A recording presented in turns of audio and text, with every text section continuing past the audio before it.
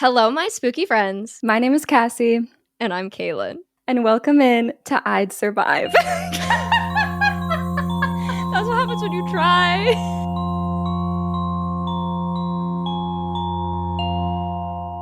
Yay! No, I have to redo that last one, right? Do you think we're good? It's up to you. I don't care.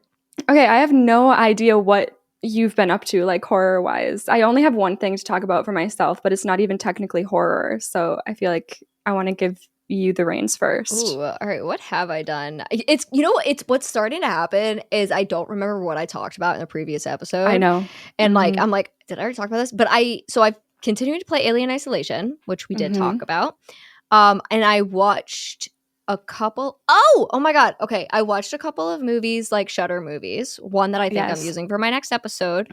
I watched I Know What You Did Last Summer. And I started watching, I did fall asleep, but I started watching Intruder the other night.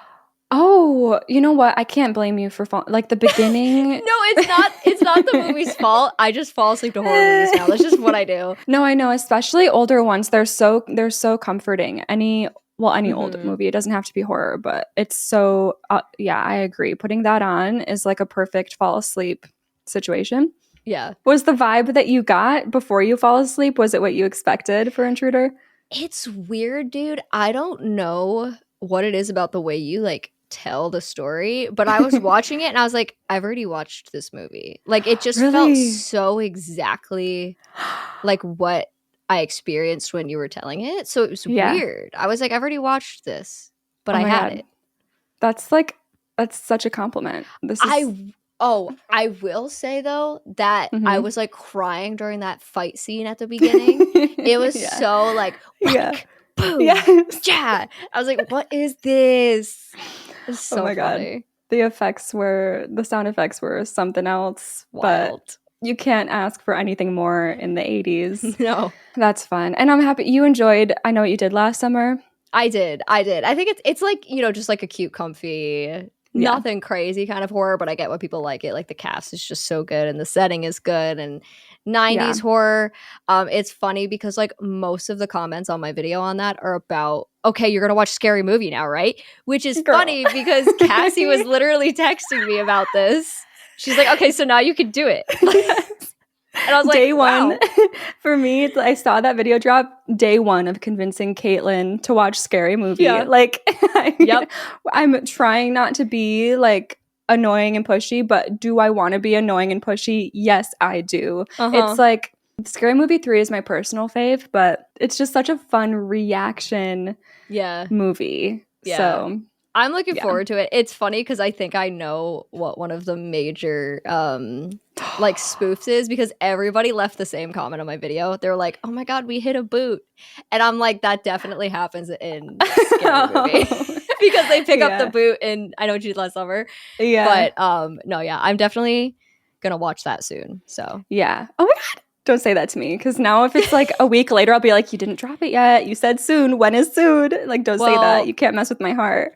The idea is to film it within the next couple days. So the actual guys, you didn't just see that gasp. I saw it. I thought this girl was like gonna fall out of her chair. That was wild. I felt it coming out like too strong. I had my hand over my mouth to like not hurt the mic and everything. It was very dramatic, and I'm honestly flattered. Oh, I'm so excited. I'm your biggest fan. Okay. Oh, thanks. I only watched like one new movie this past week, and it was a romantic comedy, but I just have to say like it would have done better as a horror movie. Ooh. Yeah. So it was a 2000s like Amanda Bynes rom-com. Okay. Actually, the leads were Amanda Bynes and then the guy from Mean Girls, Aaron Samuels from Mean Girls. Okay. It's called Love Wrecked. And the idea is like this girl's in love with this rock star, pop star, like Justin Timberlake man, like 2000s vibes. Sure. And she's so obsessed with him that she goes and gets a job at this resort over the summer that he's known to frequent because she's like obsessed stalking wants him to fall in love with her, okay? You think that's crazy. It gets worse. You think it's crazy, but it's also so me. wait, there's gonna be a problem if by the time I tell you like the big twist, if you're still like, that's still me. We're gonna have a problem. So they get on a boat together at one point. Like not just them, like a bunch of people are on a boat at one point, and there's this bad storm, and he falls in the water, and she jumps in after him to save him, right? But the storm is so bad it carries them away. They get like what's it called, like a raft situation, like blown up, and they're just treading the water, but like no one is able to save them, and they float away and end up on a deserted island. Oh, wow. Okay. But then, sorry, me telling the plot of the whole movie, but I was flabbergasted. So then they're stuck on this deserted island, and she's like, oh my God, this is so exciting. Like us being stuck on a deserted island together. And she's obsessed with it. And then she goes off into the forest to find like food and stuff or whatever. And she ends up finding the resort. Like they've actually floated back to the island, and they're on the resort island, you know? And she's like, oh, shoot. Yep. The resort is here. So then what does she do? She goes and she like buys food and takes all the stickers off and like acts like she's finding stuff in the forest. All week she's just like keeping him captive and pretending that they're stuck on a deserted island, but they're literally not. No. All right. I'm backing out. I'm backing out.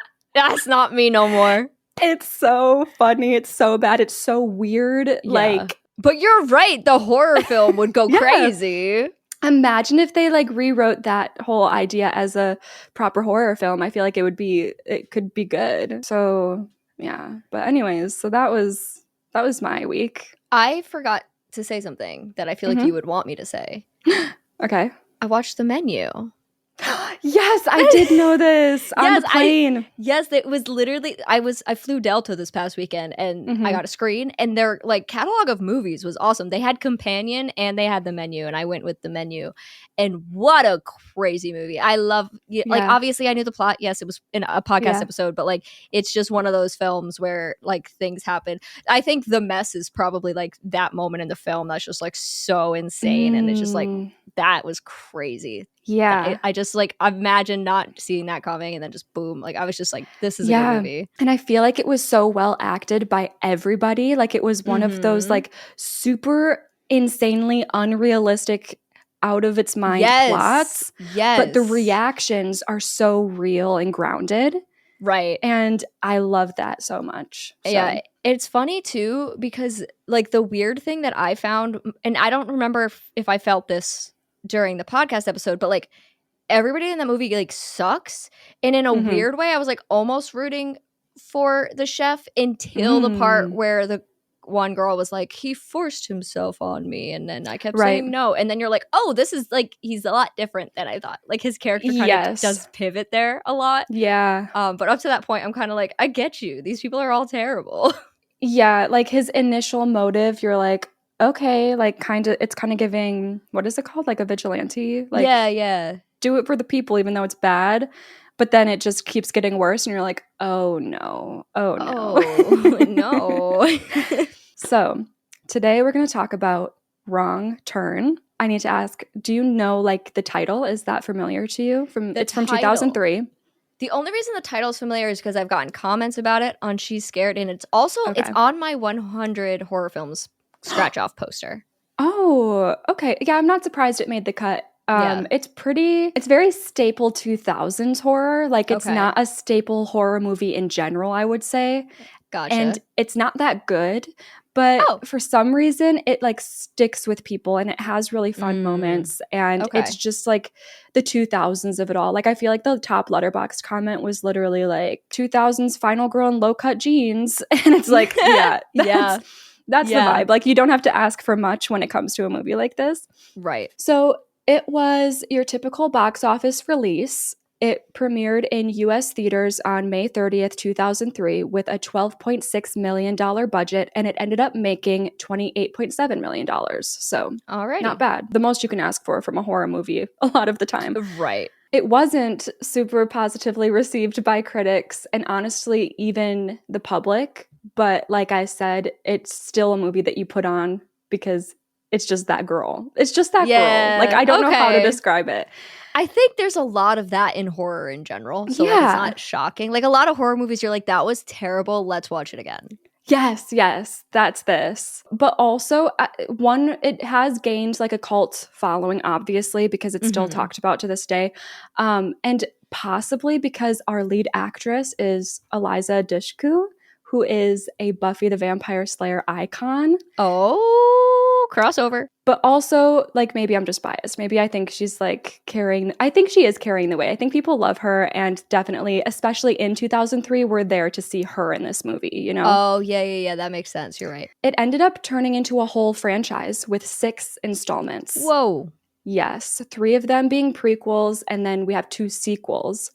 And then there was also a remake done in 2021. However, I think COVID fucked up that release. Oh, interesting. Yeah. Okay. When it was released in 2021, it ended up only doing a one-night only release in theaters. Yeah. And with a $13.8 million budget, that one ended up pulling in $4.8 million. Not what you're looking for. Yeah. So yeah, I was really excited to do Wrong Turn for an episode because I do remember watching this movie with my cousins when I was way too young, but it's just been so long now that I needed a refresher. I had not like rewatched it as an adult. So this was my chance to do that. And here we go. Yay! We start with this overhead shot of a forest, and in that forest, we meet a couple, Hallie and Rich. They're in the middle of scaling this small mountainous cliff. They're rock climbers, and they've got like all the necessary equipment set up. Rich gets to the top of the cliff first, and Hallie's having some trouble.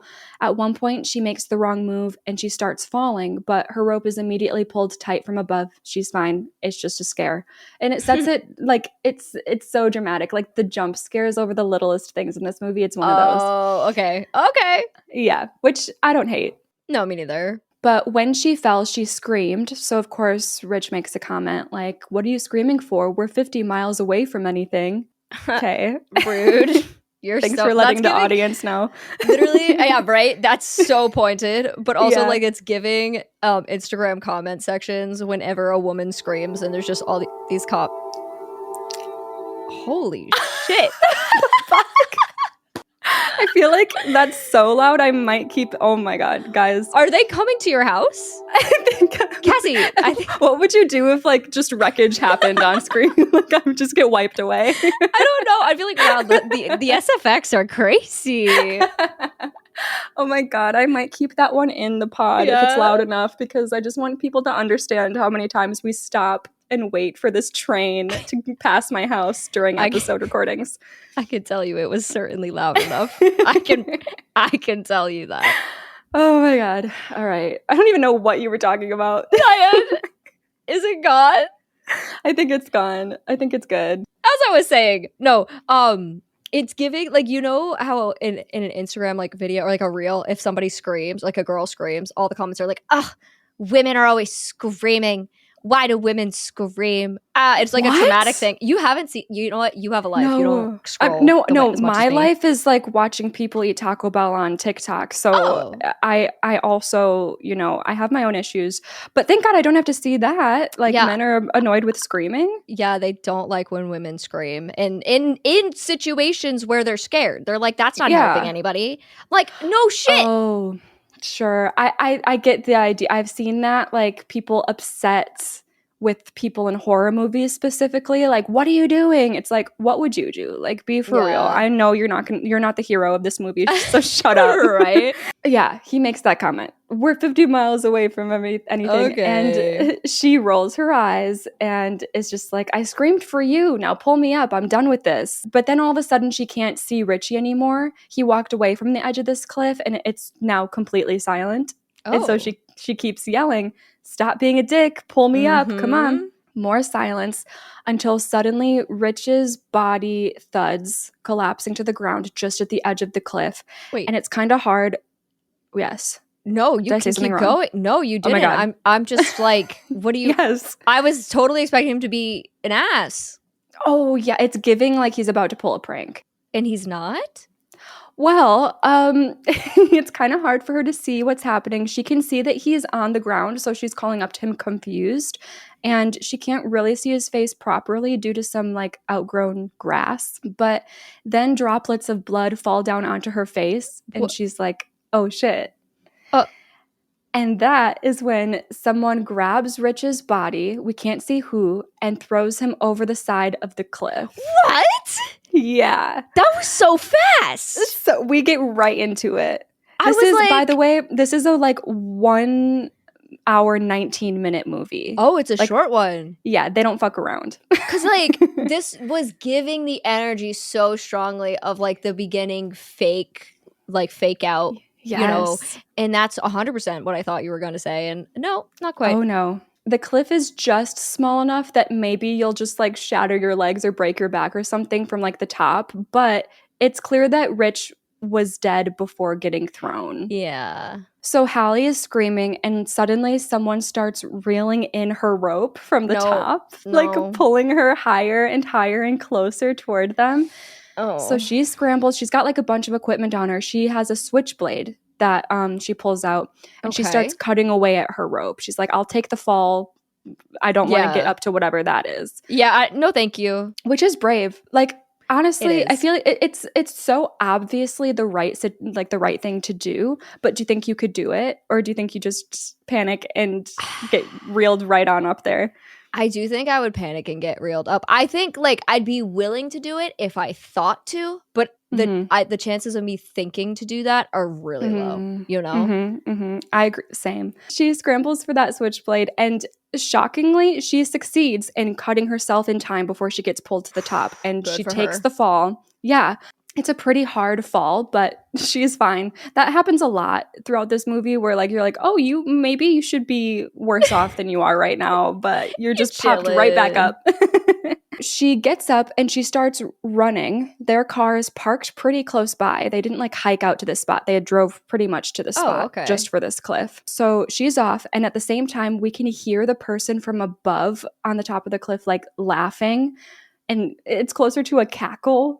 Ew. As they run along the cliff parallel to her, and we hear like loud twigs snapping as they keep up their pace with her, but we can't see who they are. Icky. Hallie can see her van now. It's straight ahead, but then she trips on a tripwire that's been set up in the area. Oh, yeah, which I would assume has been placed there after they got there, because I'm sure they would have come across that walking in.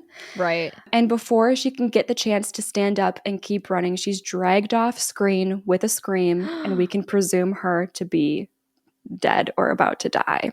Damn. All right. Well, this isn't looking good. Yeah. No. I'm just going to be honest right now. We're starting real low on survivability. Oh, no. The title sequence credit situation rolls, and we see a lot of news articles flashing across the screen in a little montage. We see titles and key phrases like West Virginia forest, the legend continues, genetic mutations, and inbred psychosis. Inbred psychosis. Yeah. What? Yeah, what? Why? That was the one that stood out to me the most as well. I was like, oh shit, okay. And then also there's just a bunch of missing people's reports that we see flashing across the screen. And then, of course, we cut to an overhead shot of a road winding through a forest. Our eyes are drawn to the single car we see driving on it. And on the screen, we see the words Greenbrier County, West Virginia, which is real. It's like a very woodsy county in West Virginia. They didn't care to come up with a fictional place, which I find pretty interesting. Yeah, I feel like that's kind of rare now. Yeah. I feel like you get in trouble over that. Yeah, for horror in particular, obviously. Yes. Also, I wrote in here that since starting this podcast, and especially lately, I've realized how common this formula is as far as opening sequences go. I feel like literally at least 20% of the movies we've covered so far, they have an attention-grabbing opening sequence that then cuts to our main characters in a car driving somewhere. Yes! Yeah. Yes, Cuckoo did that. So I remember. Yes, and I'm pretty sure Nightman did that. Clown in a Cornfield. Oh my god, that's like 3 in a row. Oh my God. Wow, you're right. It was a different opening with Companion because it was just like the meet cute that we saw. And it's kind of like, what's going on here? And then it cuts to them driving somewhere. Watcher do that too? Watcher. Because they drive up to the... Oh, I remember they drive up to the apartment, but... I think that was a slow burn start. There was no there was no big moment in the beginning. No, but you're so right. All right, now I'm going to be looking for that all the time. Yeah, it's everywhere. But anyways, in the car, we meet Chris, and it's just him in his car. And on the radio, we hear reports of a rock climbing couple, Hallie and Rich, that have gone missing. Uh-oh. But Chris doesn't give a fuck. So he turns the radio off. Okay. He goes back to drinking his coffee and driving, and eventually he comes up on a big, big chunk of traffic. Ugh. Everyone is completely stopped on the road, and then police and ambulances come up behind him and speed past the traffic, so we can assume there's been an accident of some kind. Yeah. And Chris is looking at his watch. He's got places to be, so his patience is wearing thin. Mm-hmm. About 20 seconds of sitting in traffic is all he can take before he turns... He turns off his car. He gets out and he walks up to the door of a semi ahead of him, knocking on its side. What? And the truck driver sticks his head out of his window, like, what the fuck? And Chris asks him if he knows what's going on, which is just crazy. Like, I would never. Yeah. Why would he? Yeah, he knows what's up. Obviously. Like, I know they got radios and shit, but still. That's true. Wait, I wonder how that works for semis if they, like, know things on radios like that. I don't know. Because this guy has an answer. He has an answer. He knows what's going on. Yeah. Oh, so maybe he did get on the radio thingy. I'm not knowledgeable on the trucker life. But you know, me neither. I have watched Markiplier play American Truck Simulator, but that's about the extent of my knowledge. So they don't get over the radio about, they don't hear about accidents coming up in that game. You know, I don't think they do. Okay. But the trucker does answer and goes, tractor jackknifed about 5 miles up. And it ended up spilling chemicals all over the road. Ooh. And it'll probably be a couple hours yet before traffic will be good to go again. So Chris is stressed. He's got to get to, how do you say it? Raleigh, North Carolina? Raleigh? I actually don't know. So he's got to get there for some important meeting. So he gets back into his car and just turns right on out of the traffic and goes back the other direction. He's not about to sit here for hours. So he tries to make a call to what sounds like some sort of secretary or assistant. And he's in the middle of explaining that he's going to be running about 30 minutes late to his meeting. But then his phone starts beeping. And when he looks down at his little flip phone, it's blinking, no signal. So he throws it in the passenger seat. The stress is rising. As he's driving down this main road, he sees a wooden sign painted with the words "gas in 1 mile." It's very much giving Hills Have Eyes. What does it say? Oh, yeah. Why did there was like a sign that said like "no mo gas"? But that doesn't make sense. No, I think it did. Oh, because he was shutting down. That does make sense. Yeah, he was shutting down the station. Yeah, so it's the same vibe. So he doesn't find this to be sketchy whatsoever, and he makes a turn onto this dirt track and goes ahead. As he's going deeper and deeper down the track, eventually it breaks out into this area where there are a lot of cars parked on the grass, and then there's this gas station shack. It is very rundown. We're clearly in the middle of nowhere. He gets out of his car and there's this old man sitting on a chair right outside the gas station. And he asks if there's a payphone here that he could use because he needs to be able to call that assistant and like update them on when he's going to get into the city and everything. Fair. And the old man, who, by the way, I'm pretty sure is just sitting there drinking a bottle of Pepto-Bismol. Is that? I hope not. I don't think that's a thing. I don't know what's going on there. Wait, you have to be at least 18 to buy like NyQuil. Do people get high on medicine? Is that a thing? I didn't think so because I thought the whole situation with like a lot of prescription, like over-the-counter drugs at Walmart or wherever, being 18 plus is just because you need to be trusted to follow the directions and they don't want accidents to happen. Like, my brain was like, people are chugging it to get drunk. Like, no, they're not, girl. You know what? I wouldn't be surprised. At the there same definitely time, are. Yeah. He's 18 plus, so he's allowed to chug that Pepto-Bismol. You go, sir. He points to where the payphone is, and I'm sitting here shocked that they have one. I was expecting him to be like, do you know where you are? We Right. ain't got no phones, you know? Right. So Chris tries to use the payphone, but then I'm like, oh, this makes sense because there's not even a dial tone. Like, it's just not working. Oh, okay. Yeah, that checks out. So he goes back to the old man and is like, hey, it's not working. Do you have another phone I can use? And the old man asks him, is it long distance? So Chris is like, well, yeah, what isn't long distance from here? But it doesn't matter because this guy just ends up saying, that's my only phone. So like, sir, why did you ask about the long distance? Rude? I don't know. Unnecessarily rude? Yeah. When Chris asks him if there's a different route south other than the main road, he's like, no. So yeah, the guy's like really helpful. Yeah, he sounds it. Yeah. So Chris checks out this map that the guy has up on the front of his shop and takes a look himself. And he sees a road called Bear Mountain Road that apparently merges with the highway in about 15 to 20 miles south from here. But it's like a red dotted line on the map. So he asks what that means. The old man tells him that it's because it's like a dirt road. It's like an off. Yeah. The main whatever. But Chris is like, oh, okay, chill, like that's fine, that's absolutely worth it to be able to skip hours of traffic. So he says thank you, gets back in his car, and he's about to head out there. Would you do that? If I really needed to be somewhere, yes. I know, me too. Yeah, like it's not ideal, but Yep. I think I would do it. It's like, because I'd be like, okay, like a dirt road, it means there's not gonna be other cars around. That'll be nice. Like I definitely wouldn't be like, oh, this is dangerous. I don't think any part of me would think that. Yeah, no, like I'd be like, the worst that happens, like hopefully there's not like, it seems like it's a road that's not kept up with. So it's like, hopefully there's not like a tree that's going to be blocking it. Hopefully this is worth it. I wouldn't think anything beyond that. Yeah, no, same. We cut to Chris driving down a dirt track and he comes to a fork in the road. The sign Bear Mountain Road is literally right in between both of these roads that split off. So I guess it's up to you. Like, I don't know if what I was supposed to get from this moment. Like, is it a matter of one road is safe and the other is not?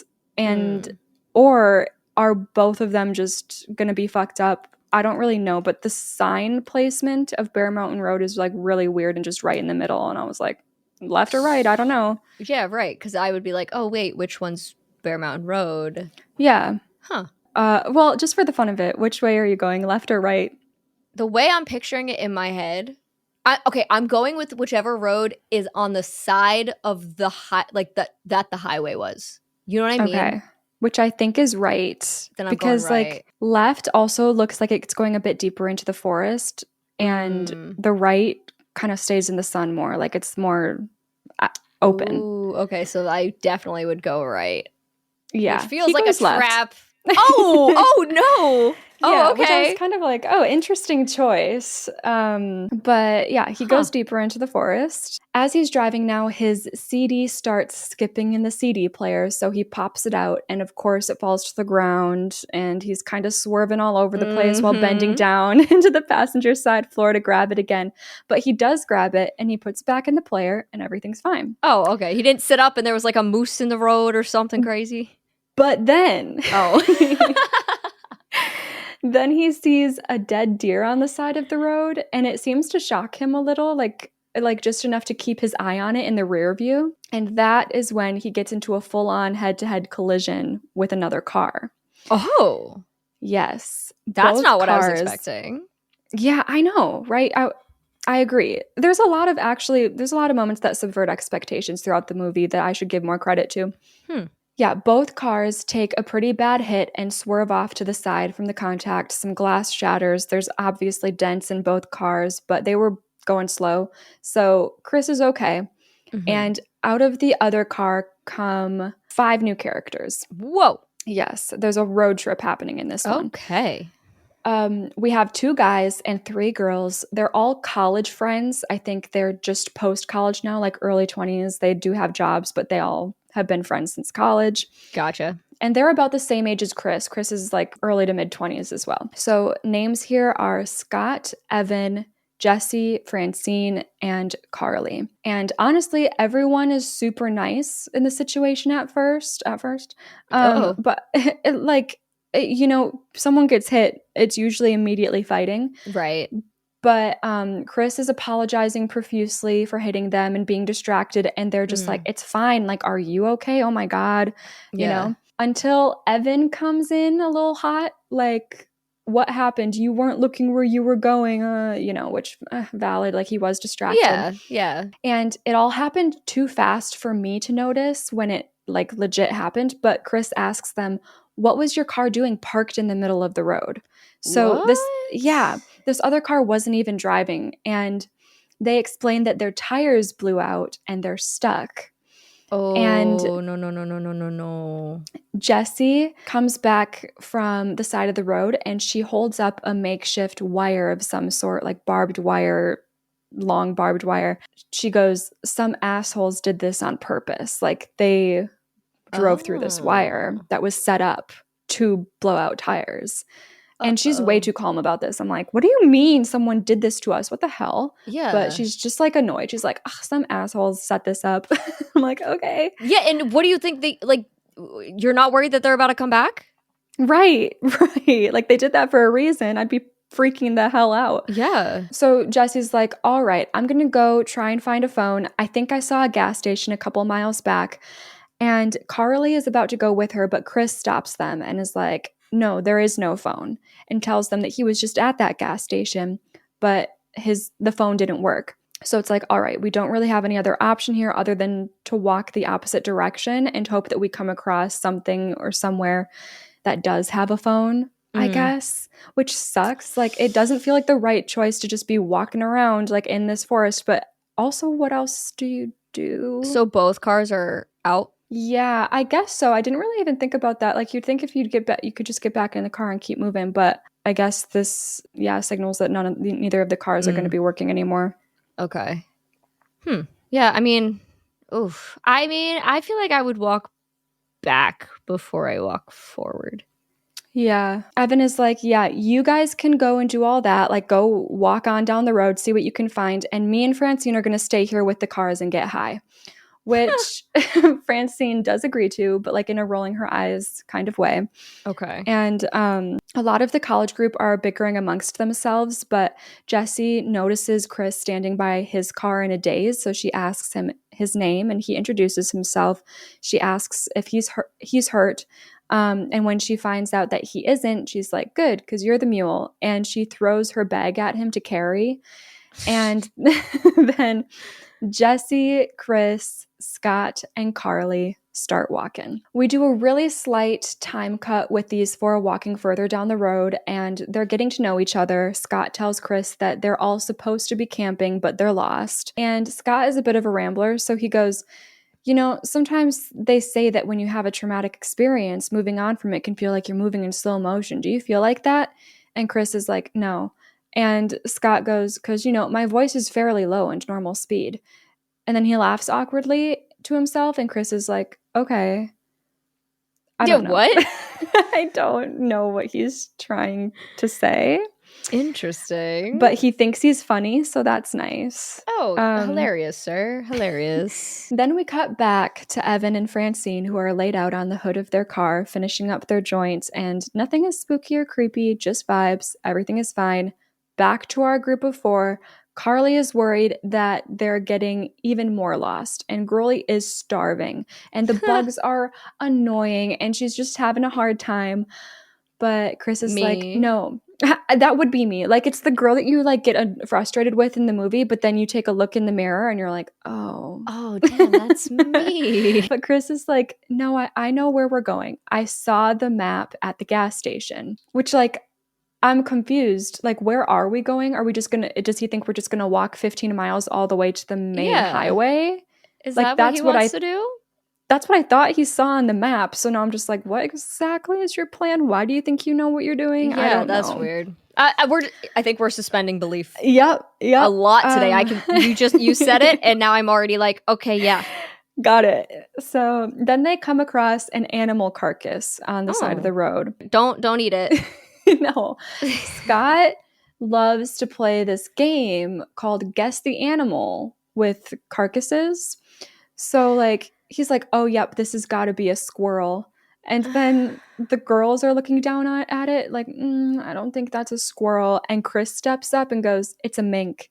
And he says it with such confidence that the other three are like, how do you know? And Chris explains, in medical school, they make you work on animal cadavers before you get to the real thing. The other three just look at each other like, oh, which, by the way, I wonder if that's true. I think it is. It is. I'm pretty sure that's true. Yeah. I wouldn't be surprised, but it just made me think I could never, ever, I could never be a med student or go be a doctor. A surgeon, absolutely not. God, oh my God. No. I would pass out on day one. Also, I would like to say that when I'm out for a walk and I see an animal carcass like 50 feet ahead, I'm already turning my head and not looking back until I get past it. I can't stand to look at them. They're standing there going, wow, what's that? Like, could never be like that. Oh my God, that's just weird behavior.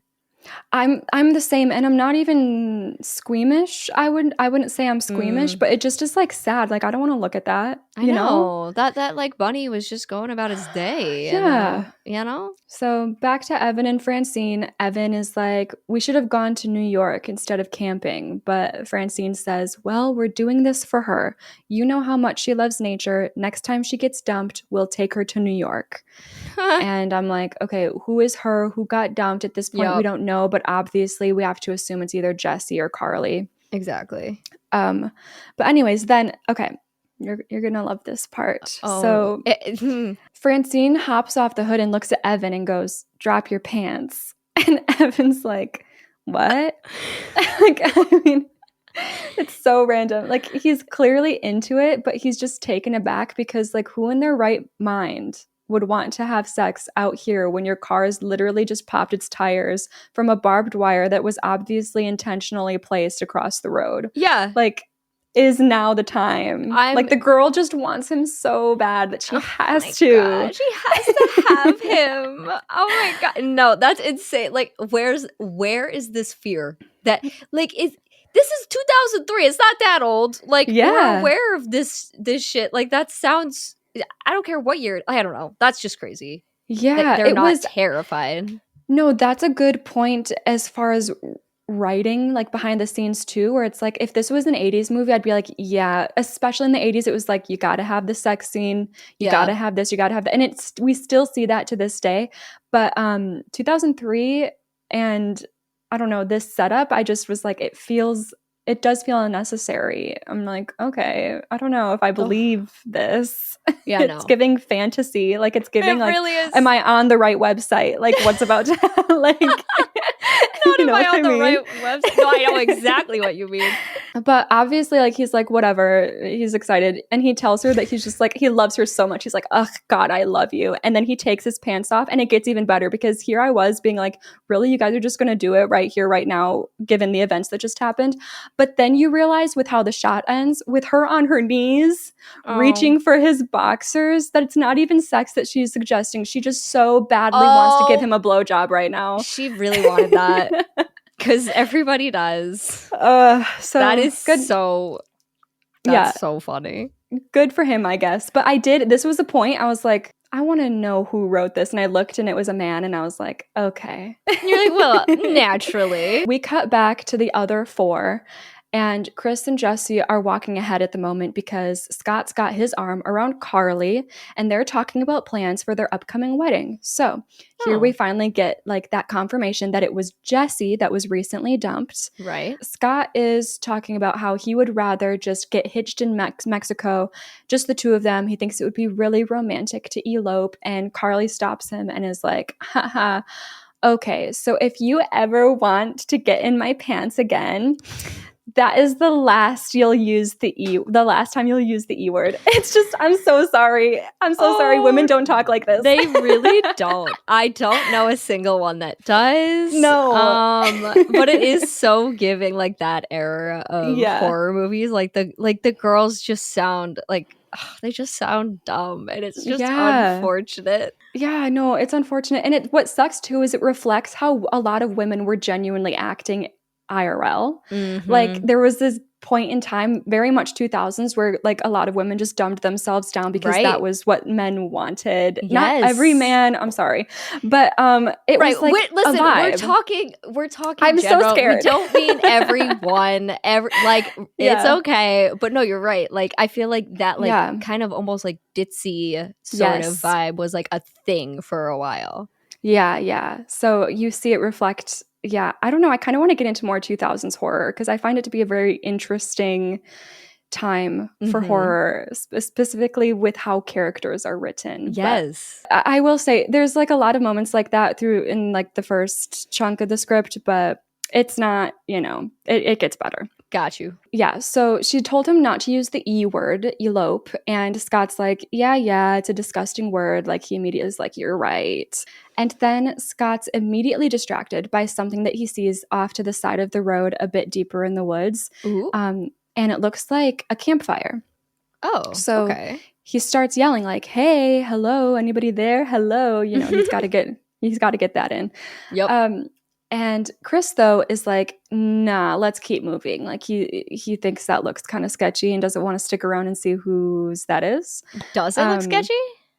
I don't. The visual itself doesn't look sketchy, but I think in the situation, like, I don't want to meet someone who's just like sitting in the woods, True. I don't know. Like, because part of me is like, well, we are kind of stranded at the moment, so like, yeah, any help is good help, right? That's how I'm feeling. But like, you're right. Anybody who's set up there is probably looking for trouble. Plus, I'm gonna come back to that barbed wire. So, well, that's the thing. If the barbed wire situation didn't happen, I'd be less nervous. But knowing that someone set that up, it's like, oh, I don't want to run into who set that up. Exactly. Yeah. So Chris tells them that he thinks they should keep moving. So they do. And then we cut back to Evan and Francine again. They're both looking in separate cars for some food at this point. And Evan's annoyed because apparently our group of 4 took all of his granola bars. Meanwhile, Francine found a granola bar in Chris's car, but when Evan calls out asking if she found anything, she's like, no, sorry, nothing. Mood. So then Evan hears a twig snap from the woods. So he obviously just walks off right into the woods, and Francine doesn't notice this at first and is like literally talking to him from where she's looking through Chris's car. And she finds a drug handbook in Chris's car, like for like med school textbook. Oh! I was like, whoa! Yeah. No. So she's like, "Hey, it looks like he's a doctor. Maybe we can get him to write us some prescriptions." And then she adjusts the rearview mirror to get a look at where she thought Evan should be with their car, but she doesn't see him. So she calls out to him, gets no answer, gets out of the car, calls again, nothing. So what does she do? Of course, she ventures into the woods. Just randomly. Just like no idea where he went. Let's just randomly venture into some section of the... Does she pick the right section? She goes, well, okay. So she comes across Evan's shoe. Oh. She's like, weird. And then... That's so strange. That's so strange. What is he doing? And then she keeps walking more cautiously now, and she sees a bunch of flies flying around something on the ground. Nope.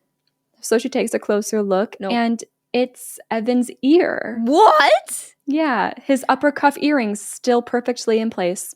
Okay, and the flies have already arrived? Damn. I know. That's another, like, a small suspension of disbelief. I'm like, I don't think the flies would be there right now, but sure. No, the flies in this area, like, they know what's up. That's true. You know what? They're always ready. That would make sense. Yeah. So she starts whimpering and like backing away slowly, but she backs right into this like huge person. Ooh. Tall enough that his face is off screen. That comes up behind her and pulls a length of barbed wire right through her open mouth and pulls back. Yeah. And she's struggling and she's trying to scream, but you can see it like cutting through her face and into her throat. And it's not looking too good for Francine and Evan. It's safe to say Francine is dead, or she's like gonna die. Like, she's dead. Yeah. And this is our first survivability check-in. Oh boy. I don't think it's looking good for me either. I at least know I'm not gonna like randomly walk into the woods. Like both of them just made a really dumb decision to walk into the woods. But when it comes to, well, we don't know what happened to Evan, I guess. But right. But with her, she was like, there was nothing really. I feel like she could have fought back, I guess, more. Yeah, this is gonna be like the way this is set up. It's like, oh shit, like there's just nowhere to run. Yeah, like where a lot of our instinct is to get away, get help, escape. And in a situation like this, it's just like so hard to do.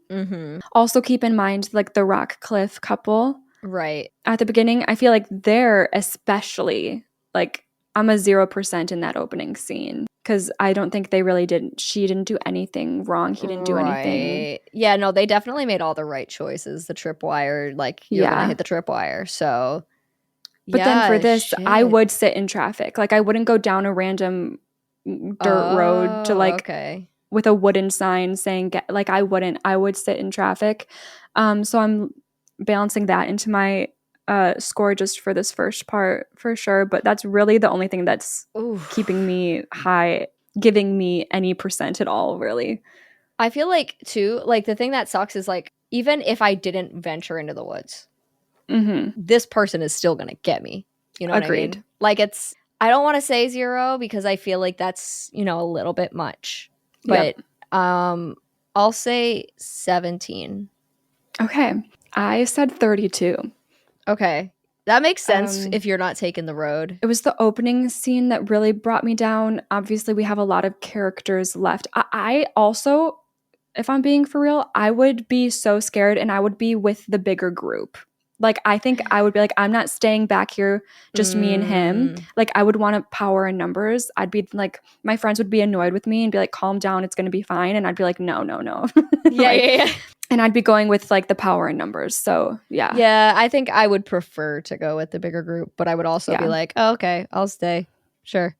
Yeah, I could see you like just being okay. I'd be like, that's fine. Whereas I would be like, fuck that. I'm coming with. Back to our group of 4. They're still just walking and talking and not really finding anything helpful. Scott and Carly have been goofing around a lot, flirting, wedding talks, jump scaring each other, piggyback rides. Like, we're just messing around. Heck yeah. But then at the same time, Chris and Jesse are genuinely annoyed and concerned about their predicament. Chris, because he's definitely not making his meeting at all in the city. True. And Jessie, because I'm sure this isn't her idea of decompressing after being dumped. She just isn't here for it. Yeah, I don't blame her. Their hike does come to an end, though, because they found a new road that breaks off of this dirt track that apparently doesn't show on the map that Jessie has. So Jessie has her own, like, little map that they are carrying around. But there's these roads that they're on right now, like, are not showing up on it. Okay. So she's just kind of trying to gauge it, like, with guesswork. But this little side road that they found, they go down it. Why not? It leads them to a ranch. Ooh. And there are some cars parked around outside. There's a lot of cars. Like, we see like 6-7 cars like parked around outside this ranch. And the ranch itself is made of all wood and it looks pretty run down, like everything is out here. And it looks sketchy enough that Scott goes, you know what? Maybe we should just keep walking. But Carly teases him and says, what? The next house is going to have a white picket fence? Which, like, yeah, she has a point. You can't judge these houses by their covers when you're this desperate to just call for help. Right. I think I would definitely be scared, but at the same time, like, yeah, what choice do I have? So as they walk closer and closer and are able to take in their surroundings more, Jesse stops Chris and is just like, hey. So he stops and they look around and we see a lot of these cars that are lying around are literally just scrap metal at this point. Like, they're very broken down. It looks like they've been sitting for a long time. And one of them is a van with spray paint on the side with Bible verses. And it says, cast out the devil. Like, things are looking a little weird. But Jesse just shakes it off and is like, you know what? Never mind. And the group just continue toward the cabin. Yikes. I did say I would be in this group at this point, and unfortunately, because I'm such a power and numbers person, I'd give into the peer pressure of like, okay, I guess like I wouldn't want to go, especially after seeing the state of like these cars and how sketchy everything looks. It's like, right. But I would just continue on with the group because I don't want to go off by myself. Like, yeah, no, I feel like this is tough because again, like you're just so desperate. Like when you're put in a desperate situation, like your choices are just not going to be great regardless. But like if these cars like gave off the vibe that they were like parked there and then left for a long time, like I would be freaked out by that. Yeah. Yeah. Like what happened to the people that own these cars and where did they go? Yeah, exactly. So Chris is the one to knock on the door, and he's calling out asking if anybody's home. We get no answer, so Chris opens the screen door and has his hand on the main door handle ready to just go in. Oh my God. And I know. That's and Jesse's such a like, pet peeve of mine in horror movies. Me too. I hate it. It's so frustrating. Like, what do you think you're doing? Why? Especially at this stage. Like, we're not at the stage of desperation to do that yet. No. Jesse clocks him and is like, hey, what are you doing? And Chris shrugs like, we need a phone. I'm going to see if they have one. Yeah, but Jesse and Scott both are like, bro, I don't think trespassing is the right answer in this scenario. Like, we don't know these people. We could make them so mad and they could just who knows if we open this door to a shotgun in our face. Like, well, hello? Right. Given our setting, that's so very likely. So like, yeah, no, I'm definitely not trespassing. So, but Carly is on Chris's side and she wants to go inside because she really needs to pee. Go pee in the trees, girly. Right? And Scott's like, what? Like, absolutely not. We're not going to break into this house and like use their phone and you use their toilet. Like, no, what is happening? But Chris pushes forward saying, look, we've got 2 wrecked cars and we really need a phone. Still, Jesse and Scott don't look that convinced, but they don't argue either. So Chris opens the door and steps inside, yelling out a hello again. No. And Carly's right behind him, which annoys Jessie. So she ends up going too because she's like, I need to just make sure they're safe. Like, that's my friend.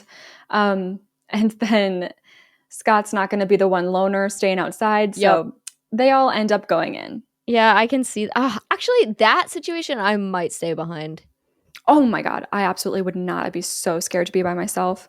See, no, and you're right for that. But like, I've talked about this before. Like, I just have such like a fear of getting in trouble that it would keep me behind. Not even necessarily the shotgun, but just like, guys, we're really not supposed to do that. That would be me. I feel that, and that would be my like, obviously I don't want to go in, but yes. Ultimately I'd be too chicken to not stick with the group. Right. And I'd like, my morals would be thrown to the side. That's fair. So it's disgusting in the house, and the whole group immediately picks up on the bad vibe. There are weapons just hanging from the ceiling everywhere. And whoever lives here has not done the dishes a day in their life. Dirty dishes with food residue are all over the dining table, the kitchen counters. And by food residue, I mean unidentifiable undercooked meat. Ew. They're like kind of bloody.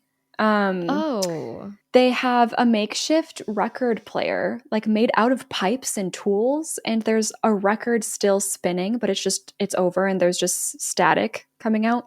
Okay. So they like take the record, the needle off, and Jesse finds a big bowl of car keys on the counter. And and when Carly asks Scott to help her find a bathroom, he's like, I'm pretty sure this is it. Like, the whole house is a bathroom. You could probably just pee right here. Everything would be fine. And like, you can't tell me you're going in there and then being like, yeah, this is fine. Let's stick around. Yeah. You know what bothered me about this is how slowly and meticulously they explore this house. Oh, like, nope. I immediately would just be like, if we're doing it, we're doing it. Everyone look quick to see if we can find a phone. If not, let's get out of here as quick as we can. Yeah, I'd also probably like food in particular, like food remnants, like make me feel like I'm gonna throw up. So like I feel like I would be like nauseous. Yeah, it is a nauseating place to be. Yeah. But yes, Scott does end up going with Carly to look for the actual bathroom, and Chris and Jesse are just looking around for a phone. And every room they walk into, it's just like full of stuff. You know how like a old man's garage collects stuff? Yep. You know? It's that vibe, like, in every single room. Oh, God. There's, like, the most random stuff, too. They found a music box. There's, like, 20 plus pairs of sunglasses in a bowl. There's a tiara. There's a bunch of clothes. There's a lot of, like, scrap that you just don't even know what the hell that is. Mm-hmm. And Scott calls it a garage sale from hell. But thankfully, he and Carly do find a bathroom that she can use. He tells her to be quick, no more than 2 minutes, and she shuts the door agreeing. Meanwhile, Chris has found a pot of who knows what actively boiling on a stovetop. Bye! Exactly. Like, why are we just dilly-dallying? Like, hurry up. No, if I saw that, I'm booking it. I don't care if there's a phone across the room. I'm booking it out. I'll go knock on the door again, maybe. Yeah. But, like, there's somebody here. In another room, there's a generator running, and Chris sees carcasses, like, in the middle of the gutting process lying around and everything. Back in the bathroom with Carly, she sees the toilet, and it's absolutely disgusting, obviously. It's just covered in mold, and there's, like, flies buzzing around it. And then on a shelf next to the toilet, she notices jars full of teeth. And also a jar full of dentures, ? But also at this point, I'm like, are those dentures or are those rows of real people's teeth? Like, what's happening here? Oh, yeah. I'm not sure. Jeez. And her reaction to the jars of teeth is, ew. And then she just keeps exploring. Oh, my God. Oh, my God. No, like, is it okay, we're watching a horror movie, but is it unreasonable to walk into this house, look around, see all this stuff, think about the cars, think about the car keys, and go, holy shit, the freaking barbed wire? Like, is it the context for me that I'm watching a horror movie? Or, like, should they be putting 2 and 2 together? I think they should be. I do think they should. I try to be very aware of, like, it's a horror movie, but nah, this situation, I'm like, guys. It's so clear what's happening. Yeah, 2 + 2, come on. Unless this is a mislead, but either way, I'm leaving. Chris now has come across a fridge in the generator room, and when he opens it up to look inside, he just finds jars upon jars. Like, the liquid in them is so thick that we can't really tell what's being canned and preserved, but it looks disgusting. And he reaches for a Tupperware bowl, like curiosity getting the best of him, and he's about to open it when we cut back to Jessie. Oh my God, and she's found a creepy doll head in, like, a box somewhere, but then she sees, also in this box, is endless cords of barbed wire. Okay. Thank you. The same wire that blew out their tires. So she's like, oh shit, like, it finally hits her. Wow, she really needed it to be, like, right in her face to get there, but okay, at least we're there. So she calls out to everyone, like, guys, could see this, but back to Chris. He has opened the Tupperware bowl, and I could not tell you what is in there, but it's soaking in blood. So, like, that's not good. He's freaked out. It's definitely giving cannibalism at this point. Yeah. But I just don't want it to be giving cannibalism. So, like, what if pretend it's not? It's Jell-O. They just like to collect things. Like, canning is their passion. Yeah. That's you know what? Let's go with that. So yeah, Chris is seeing that. He's freaked out. Again, over to Carly in the bathroom. She takes a look inside the bathtub, and it's filled with bloody water and whatever else. And then she sees a human arm floating in it. So I just can't with this freaking house, dude. Oh my God. Do you know what? I wonder what the timeline is. This feels like it should be parodied in one of the Scary Movies. Like, oh my God, it definitely should. The perfect movie. I wonder if they've used it. I don't know. She runs out of there screaming for Scott, telling them that they all need to get out of here right now. All 4 of them are panicked, and they group back together. Fuck the phone. We just need to get out of here. Everyone's on the same page. But then they hear and see a truck pulling down the dirt, like, driveway outside. So they're like, fuck, we gotta go. Like, let's just escape out the back door. Let's go. So they're running. And when they make it to the back door, they open it up, and it's completely boarded up with wooden planks from the outside. Oh my God. I'm so frustrated right now. Yeah. Back outside, we get a shot of, like, this big truck pulling in, and we see that they've got both Chris and the college group's cars trailing from the back of the truck. Like, they've got their cars. And they drop them off in their yard where they've collected all the others. So back inside, we see Chris and Jesse have decided to hide under this wooden makeshift couch. It's like a couch bed, wood, and a blanket situation. Okay. I don't know. I would have broken the back window. Like, I don't care that the back door is boarded up. Yeah, like, okay, right? Break a window. Get out. 1,000%. Hiding does not feel like the right answer here, but okay, this is where we are. So some guy comes walking in, and we only get to see his legs with the POV from under the table, and he's huffing and puffing and making odd noises, and he's holding some sort of saw. Then another guy enters, and he's got the same energy. These two men keep grunting and muttering to each other, and it feels like a made-up, like, almost caveman type of language.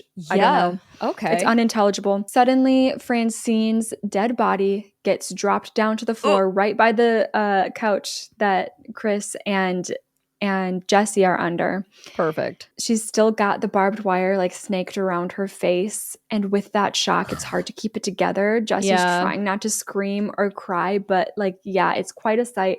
I'm sure. Francine's blood is pooling toward them, and Chris's hand on the ground like gets covered in it. Ooh. But then one of the mountain men, I don't know what to call these guys. I think on like Wiki they were referred to as mountain men, and I was like, okay, sure, that works. So one of the mountain men come pick her body up and take her away to lay her out on a table. And we get our first glimpse of one of these guys' faces. And aside from being like just extremely unkempt, they don't take showers around here. Like they just, that's not a rule in this house. No. So he also looks like a little kind of deformed, you know?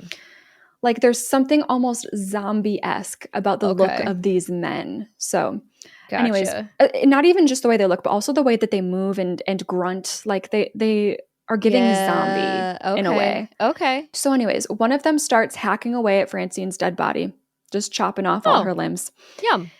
And there's a shot where one of the men also drop a shotgun shell under the couch where Chris and Jesse are hiding. And it's like right next to Chris's arm. And when he reaches down to feel around for the shell underneath, he gets so close to feeling that they're hiding there. But and that's the worst. It's like, I really love this trope. Like, it's so scary. Oh, every time. No, like looking under stuff, like being under stuff, that works on me every time. Me too. And like Chris, they just did it really well. Like he gets so close, and Chris like keeps on having to maneuver and like away. Like the man ends up grabbing the shell and moving on, and we stay hidden. Okay. The men are still working away at Francine's body when we get a zoom-in shot of a nearby keyhole in a closet off of this area, and it zooms into the keyhole until we see the iris of an eye, and we realize as we zoom back out inside the closet that it's Carly, and Scott has his hand over her mouth from behind to stop her from screaming at what she's seeing through this keyhole. Yeah. We get a time cut. I'm guessing maybe a good 20-30 minutes have passed, and our two mountain men have gotten tired from cutting away at Francine's body. She's missing a leg and an arm now, but these two men are now lying on their wooden couches in this room, and they're snoring away. Okay. And of course, the one that Chris and Jesse are under, that guy has his arm hanging off the middle. So like they're kind of trapped. Yeah. Well, not quite, but it's a little more difficult, you know? Yeah. Okay. So when Chris peeks his head out and he's ready to try to crawl out, it's going to be hard not to touch the arm, but Jessie grabs Chris's shoulder to stop him because she's nervous. She's like, I don't know if we should even, I don't know what we should do. Yeah. I get it. I get him and I get her. It's like, yes, you're not helping yourself staying here, but like it's so risky to try to get out when they're in the room. Like, right. Yeah. I almost would be like, it would probably be better to just like wait till they leave again. You know what I'd be worried? You know what I'd be worried about right now? I know I'd be so hungry, and I would be scared of my stomach grumbling. Wait, hold on. Yeah, actually, you're right. We gotta go. Go. Right? Oh my God, that would be nail in the coffin for my death. Like my stomach would grumble when I'm supposed to be hiding from a killer. Wait, I've never thought about this, but you're so right. Right. I feel like it'd be, imagine, I wonder if any movie has ever pulled that There's gotta be. But it would come off as so silly, but it's not even silly. Like, it genuinely is an issue. Like, it would be bad. That's so real. Yeah. Chris signals to Jesse, like, it's gonna be fine. He's got this. He wants to get out. So he successfully gets out from under their hiding spot. And then Jesse manages to get out from under the couch too. Okay. They're freaked out by the looks of these sleeping men, but we don't have time to fuck around. No, we Jesse motions for Scott and Carly to come out of the closet. I guess she's just assuming that they are looking through the keyhole. I don't know, but they do. Right. They come. The door creaks when it opens, like the closet door, but it's not too bad. Okay. It's fine. They tiptoe on out of there, but they're clumsy idiots. Oh my, no! They almost knock over a broom, which like makes a noise. And then they completely knock over like a random jug on the floor. And it makes such a loud clattering noise. I don't know how, but the men do not wake up from it. Oh, okay. Yeah. All right. Cool. Great. Good for us, I guess. Yeah. We all make it to the front door and open up the main door without a problem. Like, it doesn't squeak too much. But now it's time to try and open up the squeaky screen door. Okay. Thank God, though, Chris is smart. He wraps his hand around the coil at the top of the door and like holds it really, really tight while Jesse slowly pushes it open. So that prevents noise from happening. But he's holding it so tight that his palm is bleeding. Like, you could just see blood like dripping down his wrist. Okay. Yikes. Jesse, Scott, and Carly are able to get out. But obviously, when Chris lets go to get himself out and it closes behind them, it's gonna squeak. So he mouths to Jesse to just go without him.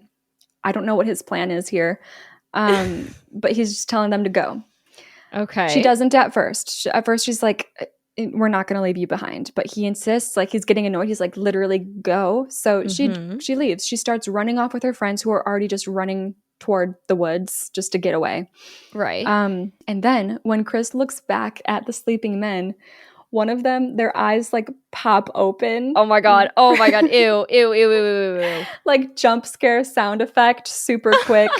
Yes. And they lock eyes and Chris lets go of the door and goes running and is screaming, go, go, go, to the others. And for some reason, they chose to run up this hill with like a lot of loose dirt. So it's not easy to run up.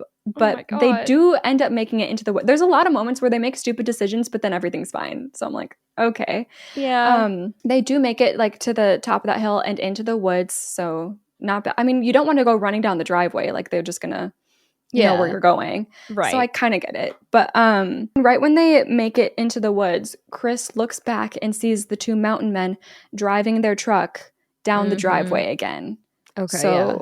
Okay, so we keep running through the woods. Jesse's like, where are they going? Chris doesn't. No one knows. We don't know. Why are you asking? I don't know. But I assume they're coming to get us. Like. Yeah, they're going to try to meet us. I don't know. They're going to try to corner us, obviously. So, yeah, you would think that they'd come running right for them. But unfortunately, them taking their truck means they're probably a little smarter than we would hope, you know? Yeah, right. So they have a huge advantage with that truck, and Jesse's worried about Evan. We don't know if they captured him, and if they did, if he's not already dead or not. Like, we don't know what happened to Evan because they just saw Francine's dead body. Right. Carly ends up tripping and falling as they're all running, and she just starts crying and has a bit of a crash out, like saying like she can't do this, which honestly, again, she's frustrating to watch, but yep. Same. But yeah. So Scott gives her a little pep talk about how they're going to get through this and get back home and get married and never go into the woods again. and they hug and they have a moment. She calms down and we're running again. They end up, this is so stupid. Oh God. They end up in a clearing that looks like another junkyard where these guys have dumped a minimum of like 12 more cars from what I counted on the screen.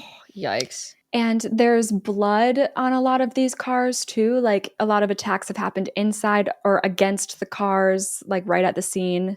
Of course, they have the idea that maybe one of these cars might run and they can get out of here. But upon closer inspection, it's like, nah, like there's no use trying to get one of these cars running.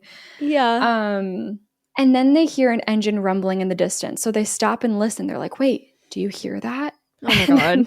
Oh my God. Eventually through the trees, they see headlights. So they're like, shit, get down. And they start hiding behind some of these cars. But like, I'm sorry. As soon as I heard first of all, I'm not going out into like an open clearing. Nope. What? Especially when you know this is their spot. Like this is where they have dumped more cars. Like, right. I want to be as far away from an open clearing. We need to like stay low, dig a hole. Like, I don't know, like get in the forest floor. Like, why are we just going out into a clearing? And then they hear the truck and they're like, do you hear that? Guys, run back into the woods. Do you remember? We need to get out of here. That you saw them literally driving their truck? Like, remember when you saw, like, and also, like, that's always one of my things that I come back to a lot in horror too, is like, just run into the woods. Like, nobody ever will do that. They never do it. I'm like, just need go a good hiding spot. Exactly. Like, you can hide from these people. Yes. But no, they're hiding behind these cars and it's like, okay, but the mountain men end up parking in this clearing. I don't know why. I don't know why they know either that they're here, but whatever. They park in this clearing. There's like a lot of open space on one end where they are, and then we're hiding behind the clustered cars on the other end. But still, so they park, they get out, they start walking around. They're making their weird noises, like heavy breathing and cackling. I don't know. And also, there's 3 of them now. So one of them is smaller than the others, and I'm pretty sure he's like the designated driver. Like the other 2 are always standing on the outside sides of the truck, like looking around, head on a swivel, and then one of them's driving. Got you. They have a system down. As these 3 start walking around, getting further from their truck, Chris points out, they left their truck running. We need to steal the truck. Okay. Not a bad idea, but risky. Risky for sure. But we gotta be at this point. Yeah. Of course, Jesse is like, yeah, okay, how are we all going to manage to pull that off? Scott has a crazy suggestion. He goes, one of us can distract them, go running and get them to run after us, and then the rest of us can commandeer the truck. Hell no. Which is like, okay, like how's the runner going to get away though? Yeah, that's the thing. The runner's fucked. Right, I'm not volunteering for that job. Sorry, guys. If you want to do it, Scott, go right ahead, buddy. Yeah, so Carly's thinking along the same lines as us, and she's like, who's going to be the runner? Yeah. And without hesitation, Chris, it goes, me. And then he just books it. He runs from their hiding place and starts yelling and running to entice these mountain men. But like these men still have shotguns on them. So as Chris is running, just as he makes it to the edge of the clearing, because he was just going to run into the forest, obviously, to like get them into the forest. It's easier to run from them and avoid whatever. Just as he gets to the edge of the forest, they take a shot and they hit the bullet hits the back of his calf and he falls to the ground. The mountain men start jumping up and down and like hooting in celebration. and then they start running toward him. And the other 3 are freaking out. But Chris is signaling for them to go, like, come on, let's go. Yeah, so, right? Like, I risked my life. Now you better do the thing. Exactly, you better. So Scott turns to Carly and goes, okay. Scott turns to Carly and goes, help him. Get to the truck and I'll meet you there. I love you. And then he goes running off across the fields the opposite direction, not right for the truck, but closer. And he's becoming a new distraction for the mountain men, which works. Okay, yeah. No, this all makes sense. Like if I'm like, what would I do as the girl? I'd be like, what? Wait, what? What are you doing? Where am I going? What are we like? What? Right. The fact we didn't even really discuss it. He's like, I'll be the runner, and then he just ran. Yeah, and it's like, okay, well, we didn't really discuss what's going on, so I guess we'll just play it by ear then. Like, it's fine. Yeah, now we got another runner, and he's like, okay, get to the truck. I'll meet you there. Why don't we both go to the truck?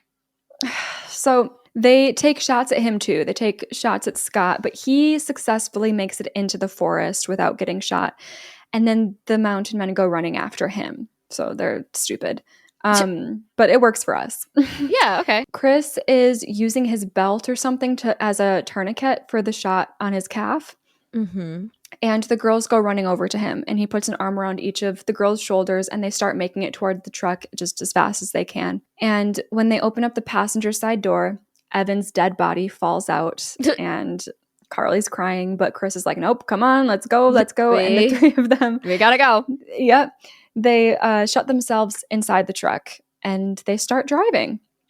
Okay. And as they drive away, they hear bangs on the back of the truck and look back, and like the smaller of the mountain men is giggling and running after them. Ew. And the bangs are coming from like the other two guys who are shooting at the truck, but we can't even see them. They've got to be taking shots from the forest, I guess. But okay, we make it away down the road.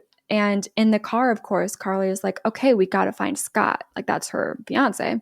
We're not leaving him behind. Yeah, true. Jessie is the one driving, and she's trying to keep an eye out. Suspension of disbelief. Miraculously, Scott has been running through the woods the whole time, and now they see him. He's about to make it up to the road where they're driving by. Okay. So perfect. Scott sees them, and we see him. So like they stop on the road, and they're screaming for him to hurry and get in. But then we hear like a compact thud, and Scott suddenly stops. And then another thud happens, and we see him start to bleed through the front of his shirt. Oh. And the three in the truck are like screaming at him to hurry up and asking why he's stopping, like they can't see. But then they get their answer when a third arrow comes flying and impales Scott through his back and out, like through his chest. Ooh. And he falls to the ground dead. So that's an R.I.P. Scott. You know, he was chill.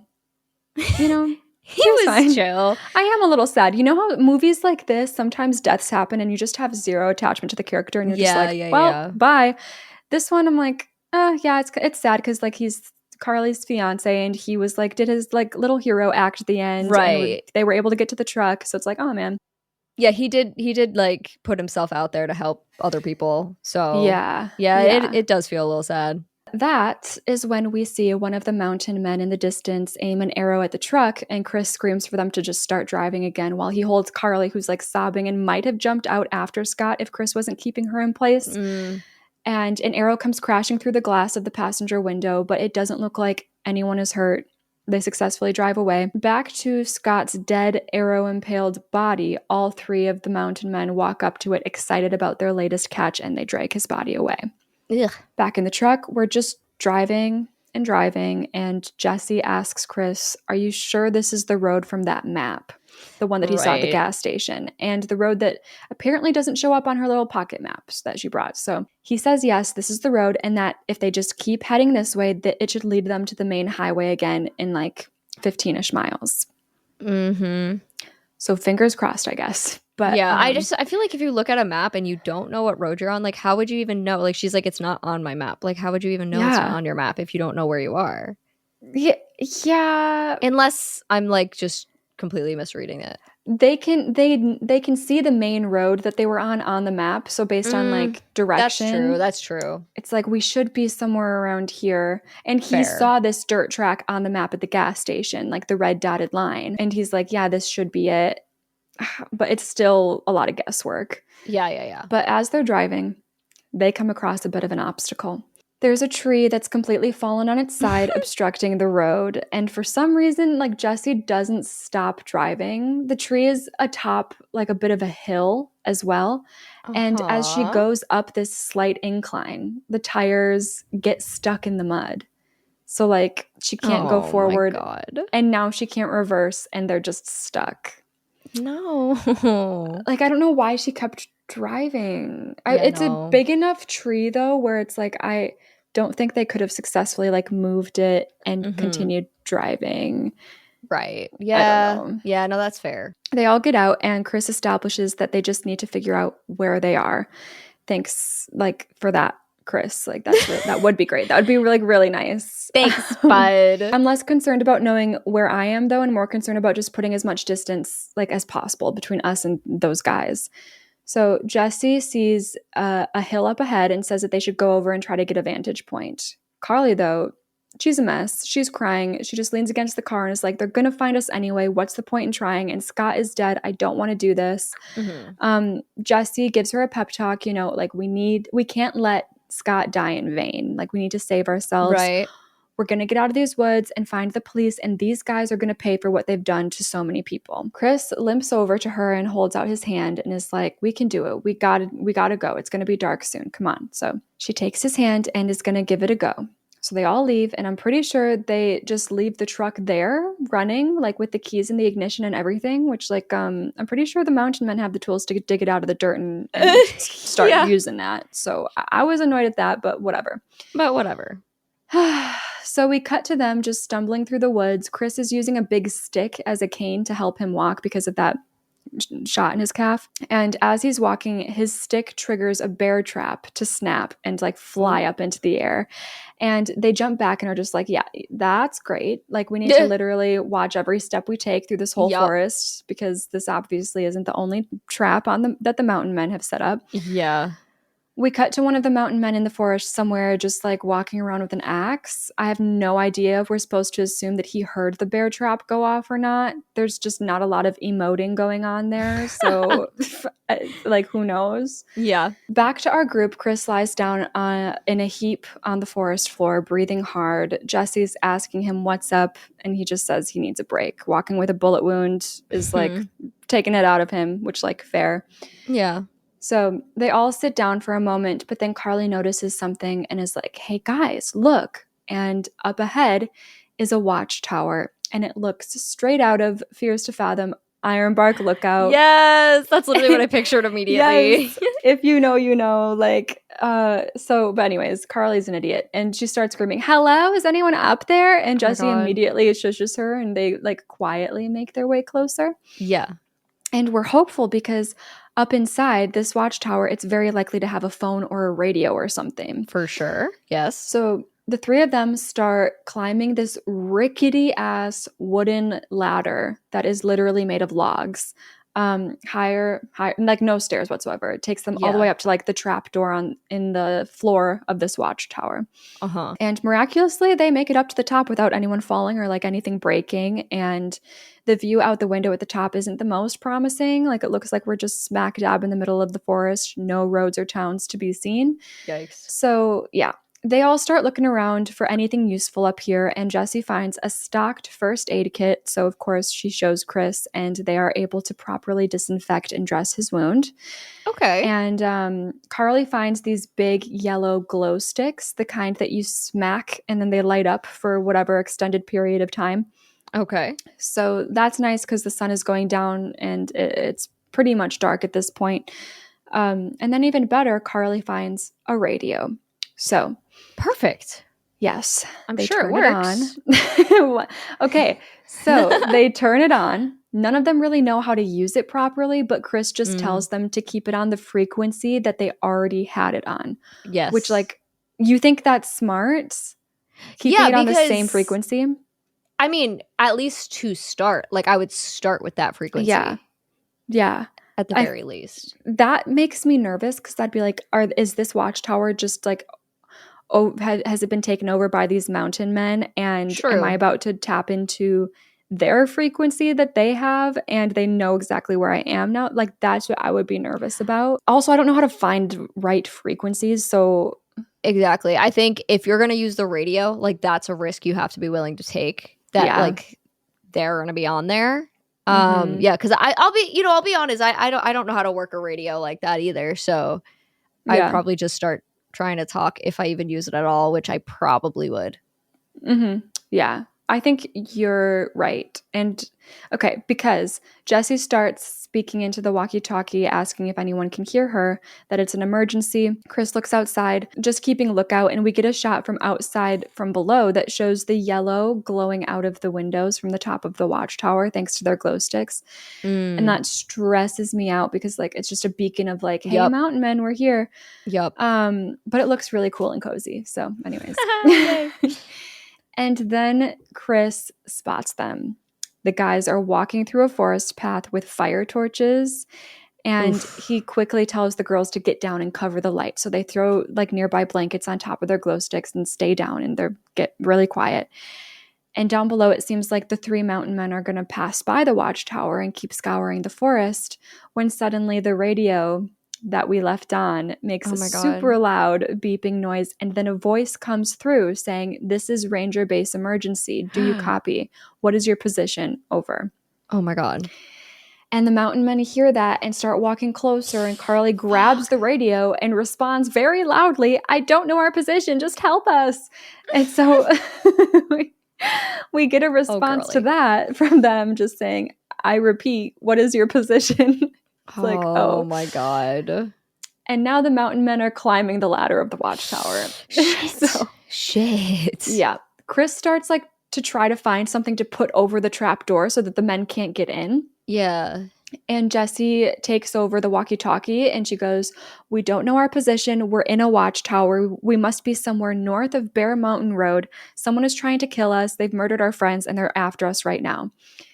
And the ranger responds that they're having a hard time hearing them, but that if they're in a watchtower, to stay there and they'll come find them. Okay. It's just going to take a long time, I assume. Right. So it's like, yay, somebody knows we're in trouble, but we're not going to be able to stay here. Right. So Chris ends up finding like a safe or something similar that's heavy and has Jessie help him move it over the trapdoor. It's heavy enough that, they shouldn't be able to open it from below. And now we just stop and we stare and we wait. And there's a couple moments of silence. And then the banging starts. Mm-hmm. They're trying to get in. And one of them manages to like squeeze their fingers into the door opening. But Chris kicks down on the door and like there's a scream. And we see those little fingers retreat. Ew. And And then there's silence. And it seems like, okay, the mountain men have retreated. So we're like, chill, but now what? Because they're just down there and we're just up here, like, kind of trapped. Yeah. And that's when they notice the heavy smoke outside the windows. I was literally just thinking, they could literally light it on fire and then we're not. What would you do? I'd have to go down, like, right? I'm not. Let me explain what's happening. Okay, So tell me. There's smoke like coming by on the windows. They've set the watchtower on fire. Flames are flaring up from the ladder through the trapdoor. Mm-hmm. So they you can't go down. How is jumping an option? Like through a window or whatever. I can't wait to tell you the sequence of events that happens here. Oh boy. If I was up there, I would not think jumping is an option. Then I don't know. But I feel like jumping is just like, okay, you're gonna jump to your death instead of burn alive. Like that's what I would think. I would rather do that. Yeah.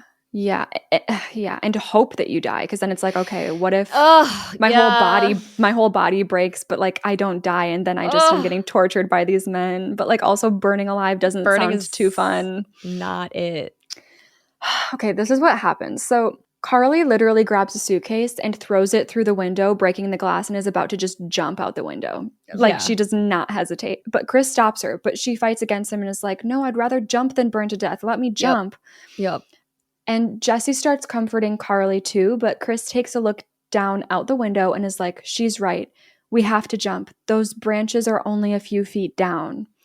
So he's hoping that they can jump into the trees and just hold on tight to a tree branch, I guess. Jessie corrects him and is like, a few feet, the branches of the trees are minimum 20 feet. And again, this is assuming that they aim right and have the strength to hold on and wrap your arms around these branches and not keep falling. Yeah. But Chris is insistent, saying, "I don't want to burn to death and I don't want to be chopped up into pieces. We can do this." So I think I would do that. I'm going to be, I obviously, I don't have the visualization of it, but I'm like, yeah, I think I would do that. I think I would die here. I think I would do it. I would jump, but I would try to aim for a branch and hold on, but I think I don't have the upper body strength, or the wind would get knocked out of me, and I'm so weakened at this point by everything that's happened. Yeah. And I just don't think I could successfully Tarzan my way onto a tree right now. I don't. You're so valid. So that's tricky. Yeah. So Chris is the first to jump, and yes, he falls through some lighter limbs that like snap easy, but somehow he manages to land on a big, strong tree branch and holds on. And then Carly goes next, and her aim's a little off. Her body misses the big tree branch that Chris is on, but her hands don't. Like she holds onto it like she's on the monkey bars. Oh, but God. like she can't keep a good grip. So Chris reaches down and grabs her, and she's hanging on by like his one arm. But he's able to pull her up, and she's able to then climb onto this sturdy branch as well, which like a lot of suspension of disbelief happening here. I'm just like, there's no way that you guys can pull this off. Maybe I just am so out of shape and like and all that, but I just don't. And like imagine my hands are going to be sweaty. I couldn't hold on to a branch right now. That I don't think I could do. And it's big. Like it's obviously big because they're like he's sitting on it. I could not hold on like that. Jessie jumps next, and this stunt like actually looks kind of crazy. Her torso hits a branch hard, and her body starts to twist around it from the momentum and the impact. But then she wraps herself like arms and legs around it and steadies herself. It looks wild. Couldn't do that either. Like all of these jumps, I would not have been able to pull them off. I would have fallen. Yikes. Okay. Yeah. So yeah, they're all just like, they're good. They're chilling in this tree now. And the obvious question that Jessie asks is, do you think they saw us? Like, it would be great if they think that we're just burning in the watchtower. None of us know. We're all still very scared. And then we get our answer when an arrow zooms right by their heads and into the tree trunk. So Chris is like, yep, we got to keep moving. Yeah, let's keep going.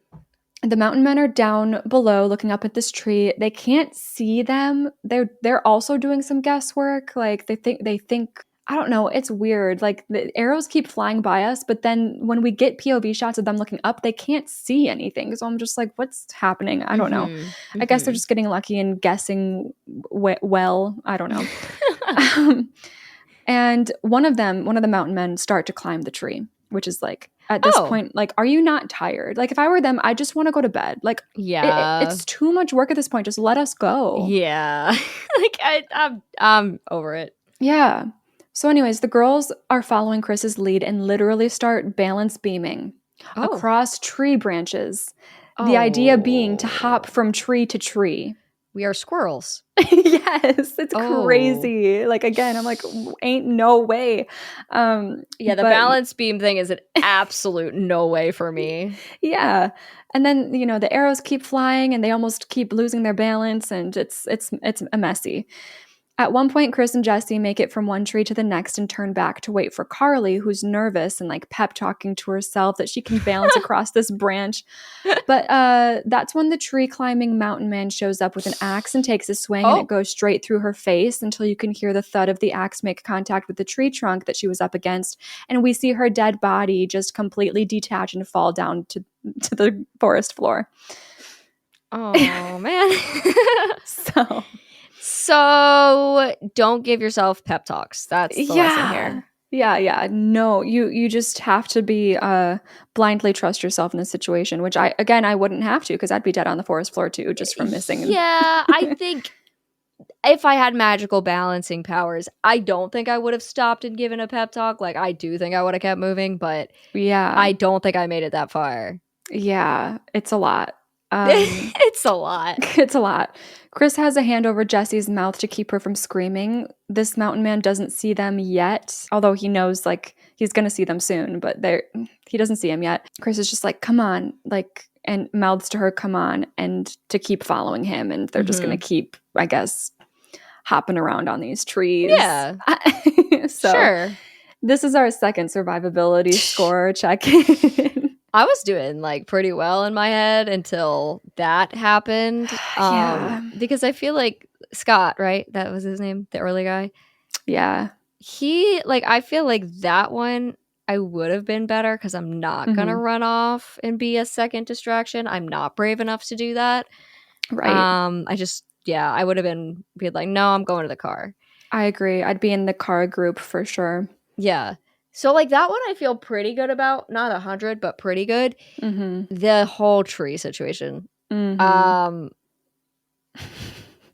So, like It's one of those ones where it's like so ridiculous that you're like, is it just a 0 or is there like some way I make it out of this? I mean, I don't want to do 0 because I feel like 0 is rare for me, but it's low. I'll give myself like a 7. I gave myself a 20. Okay. So you really, Which is funny just because I feel like I'm being more loud about how screwed I would be. Yeah, I don't know. I'm going off your vibes here because I'm like, in my head, I'm picturing this and I'm like, I could do that. But because you're so down on it, I'm like, maybe not, you know? Yeah. Because like, obviously I can't see it. So I'm like, I could jump onto a tree branch. It looks crazy. It's like the dead of night. Like you can't see anything. You just got to hope that you hit like a strong branch and that you don't hit it like in Jessie's situation where you just get the wind knocked out of you and your torso. Like, I don't know how she clung on after that. It just depends on how you land and your aim and your strength. And it's like, that's why I'm still at a 20% because I'm just like, I could get lucky. I could get lucky. This is a situation where it just is so many factors. Yep. And it's like, you know what? This is all a 20% luck, hope, and dream. Yeah. That's where my 7 comes from. I just have less luck, I guess, which is fine. Chris and Jessie keep moving across like conveniently placed tree branches that just are really close together and really sturdy. Perfect. But Jessie knows that the mountain man is on their tail. But Chris tells her that it's fine because he has a plan. So, good. After putting some distance between themselves and the mountain man, he stops and turns back, grabs a super flexible tree branch and pulls it back as far as toward them as that he can. What is he doing? And then he asks Jessie if she can hold on to it. And Jessie's like why? Like, what's happening? And he goes, we're going to knock this fucker out of the tree. Which, you know what? Like, based on what they've accomplished so far, maybe this might actually work. For real. I'm like, that's so stupid. But also, at this point, why not? What are the chances that you find like a strong enough but flexible enough branch perfectly placed to pull back and swing at the right time to knock him off? Like, I'm sorry, what? No. But Jessie agrees, and then Chris tells her not to let go until he says so, and he's going to lure the tree climber this way.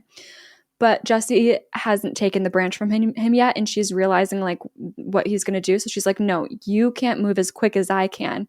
So she runs off to lure this guy herself, and Chris is not happy about it, but like, oh well. So she goes off and finds a spot that she deems to be a good one in these trees and starts yelling, I'm right here, come and get me. Oh my God. And with a bit of cat and mousing, this guy ends up jumping down right in front of her, and she like falls back. Like falls on her back on this branch, still balancing on this branch. This is all just on tree branches. Like I can't get over it. The tree branch thing is insane. Yes. And she starts scrambling backwards, and somehow, some way, this plan pulls through, and this mountain man giggling and taunting her with like a knife steps right into the line of fire. And Chris lets go of the branch that he's holding back, and it boop, like whacks the mountain man out of the trees, and he goes down to the forest floor. This is not fair for my survivability score. Like, how are you pulling this shit off, you guys? And then they're like, okay, chill. And then they keep branch hopping. And down below, we see the other 2 mountain men coming up on the third that's lying on the ground. And it doesn't look like he's dead. Like, he's literally moving around, but he's very hurt. Mm-hmm. And the other 2 are like grunting and screaming, and they're a little upset. So...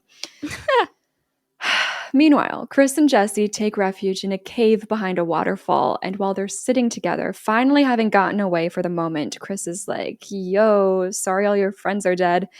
And Jessie is like decides to drop some lore, and she goes, last Friday I came home and there was a message on my machine from my boyfriend who said that we shouldn't be together anymore.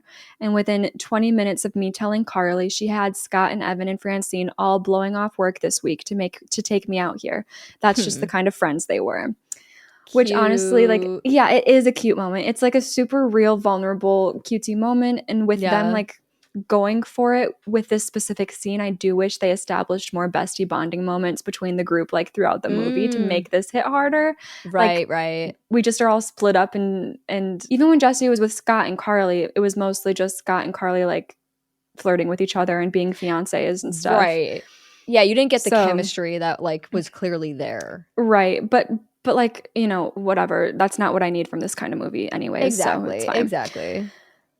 Chris tells her that it's not her fault and they share a hug. Thank God it's not a kiss, because after everything that they've been through and like her actively crying and grieving right now, I was like, dear God, I was sitting there like, please don't kiss. Please don't kiss. I thought you were about to like be like, and they're flirting, and I was gonna be like, no. Yeah, I got nervous, but it's fine. It's genuinely just a nice conversation, and like they comfort each other with like a really nice hug, and it's all very nice. Okay. Then they end up falling asleep for the night in this cave. I would be so hungry. I know. And when they wake up the next morning, they set out again. They climb down this huge rocky cliff and back into the woods, and they make it to an edge of the forest cliff where down below they see a road. So they're like a real, like a paved road. Oh. So they're like, holy shit, like we got to get down there. There's a slope a little further in one direction that they should be able to climb down, because right now they're like on a cliff where they can't just walk right down to the road. Yeah. They're like, okay, let's go around this way. Let's get down to the road. And then a jump scare. There's a jump scare that like got me so bad. I gasped and I scared my dog, Karma, laying next to me. Oh my God. An axe all of a sudden comes flying between the two of them and pierces into the tree trunk between them. Uh-huh. And after the initial shock, Chris goes and like grabs that axe out of the tree, and he and Jesse are backing up together as this one of the mountain men walks toward them. But then the other mountain man comes up behind them and grabs Jesse and drags her away. And in the midst of the chaos, Chris is distracted and gets pushed down this like huge dirt ravine by the other guy. Oh. Yeah. Drops the axe in the process, like before he even falls. And it's a bad fall, but apparently even with a bad leg, he's totally fine. Okay, yeah, so he stands up and like starts calling up to Jesse, but the two men have already captured her and they're gone. They're just taking her away. Then he spots not only a car coming down the road. The good thing is now he's by the road, you know? Yep. So not only does he spot a car coming down the road, but a cop car. So he goes running toward the road, which I'd do the same thing. Yeah. I feel a little bad that I'm like not running after Jesse, but like what can I do? I need to get help. It's best for both of us. You know? Absolutely. So he runs, no bad leg to be found. Honestly, like I could, you know what? I could believe it's like pure adrenaline at this point. Yeah, I think that's possible. Fair. And he jumps out in front of this cop car just in time. They screech to a stop, and Chris is like, oh, thank God. And the cop steps out. He's all pissed, like, what the hell are you doing? And Chris isn't explaining things very well. He's just begging him to come help. And like that panic. Like, yes, like, we need to hurry, help, hurry. And the officer's like, are you one of the people who called me from the fire tower? I've been looking for you guys all over the place. Yeah. And Chris is like, that doesn't matter. Will you listen to me? People are dead. And the officer goes, dead? People? What people? And then the officer gets an arrow right through his eye and out the back of his skull. Dude, that's dead people? Yeah. What? Bro. Who, me? Do you not do this? Like, this your first day on the job? Like, is this not what you've dealt with before? I cannot imagine this is the first time you've gotten a weird call for help around here. Yeah, exactly. He falls to the ground dead. So Chris runs into the driver's seat of the car. Obviously, right move. But the car is not on. And when he goes to turn the key in the ignition, the key isn't there. It must be on the officer. Oh my God. So an arrow comes through the front windshield aimed at him. It almost gets him, but instead hits the back of the seat next to him. And he gets out of the car and rolls himself underneath it, which at first I was like, what are you doing? Yeah.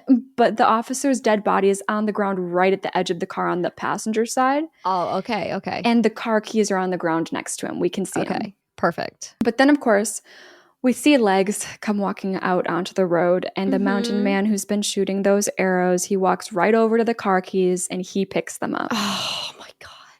I know, it like we can't win. No, I'm so dead right now. It's not fair. Yeah. Chris takes this chance to run back into the forest. So by the time the Arrow Man walks around the other side of the truck and checks underneath, no one's there. And Chris is like successfully somehow, again, suspension of disbelief. Like he would have heard your steps running away, but whatever. He got away. Sure. Yeah. Of course. So he gathers up the officer's body, the mountain man, and throws it in the back of the car before getting in the driver's seat, revving the car to life. And this is when Chris runs back over to the cop car. Okay. Okay. He crawls underneath it. And then he grabs onto a bar underneath the car and pulls himself up. And his plan is to hold on tight for the car ride from underneath the car. Okay. Sir, your leg, first of all, even if you're in perfect health right now, really insane. Is this a Fast and Furious movie at this point? Yes, like, what the hell is this? No, I thought he was maybe gonna go back and like see if the cop had a gun, and I was like, okay. But holding onto the bottom of the car, you know what? The trees are a cakewalk at this point. Like, I got the trees down now. Right? Holy crap. So back at the cabin, Jessie is currently bound and gagged to one of the bed couch wood situations. Oh. And through her gag, she's begging this man that brought her here to help her. And he's like stroking her hair like he's trying to comfort her. Ew. But then also immediately pulls out a knife and is ready to start torturing her when he hears a car pull in the driveway. And of course, it's okay. So it's the Arrow Man. I'm going to call these two Arrow Man and Knife Man. And then we have the Tree Climber Man. You know?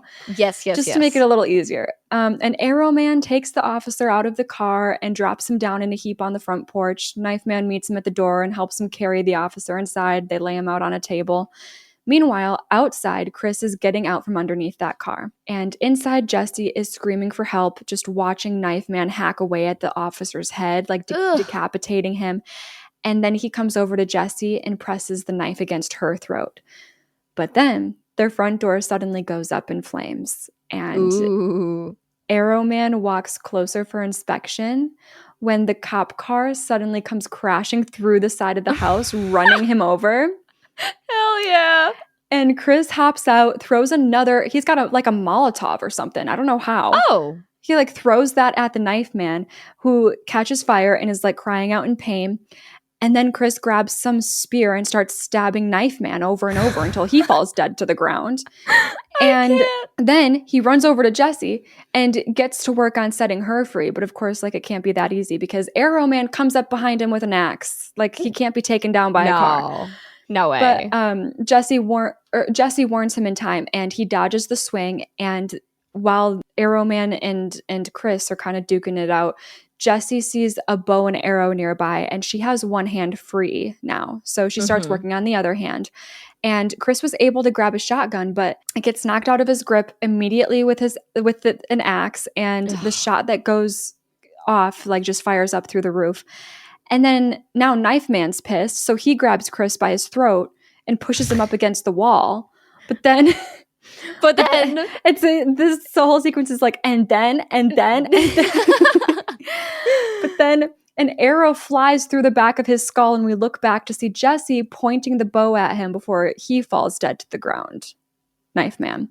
Oh. But they can't catch it. Okay, so at this point, it's messy. Like, it's so messy. There's so much happening so fast. Like, I think, like, Arrow Man's down, Knife Man's down. Just take it. Just believe it. Yeah, I will. I got you. And then they still can't catch a break, though, because then Tree Man comes running at them from somewhere in the house with, like, a literal piece of wood or something. I don't know. Oh, my God. At least half the time, I don't know what the weapons are in this movie. Yeah. But at one point, he switches over to these two little knives, and he's, like, wiggling and giggling with them.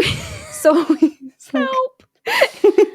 He's got the starts wiggle giggle walking toward Jessie, who is now fallen on the floor from all this shit that's happening. And he's so like excited that he's about to get Jessie that he's not ready for the chain that gets wrapped around his throat from behind by Chris.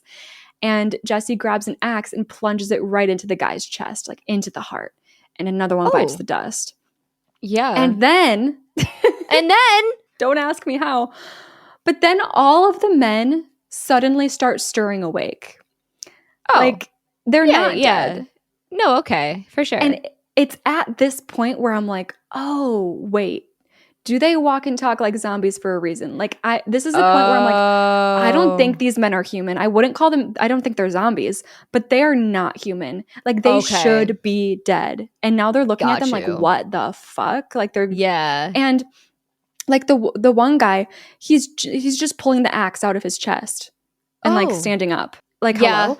I don't know what that is, but it ain't human. So Chris and Jesse, they just run outside, and he's only got one shot left in the shotgun, of course. So he uses it to shoot like a fuel tank or something that's just sitting right there against the house, or like maybe it's like part of the car. I don't know. It's just all like so messy and a lot. There's a lot going on. He shoots at it, and then there's a huge explosion. So they just quickly are like, okay, steal the guy's truck, and they just get the hell out of there. And they make it back to the gas station from the beginning of the movie. Oh. They're out. Yeah, we're done. He grabs, they stop at the gas station, and Chris gets out of the truck and takes down the map that's posted outside, like just tears it off. He doesn't want anyone else to find out about that road. Right. And the old man who owns the station is inside, like peering out through the window at Chris in shock. Like, he definitely did not expect to ever see him again. Oh. Yeah. And then he and Jesse keep driving and make it back onto the main road, and we fade to black. But wait, we get a mid-credits scene. Oh, baby.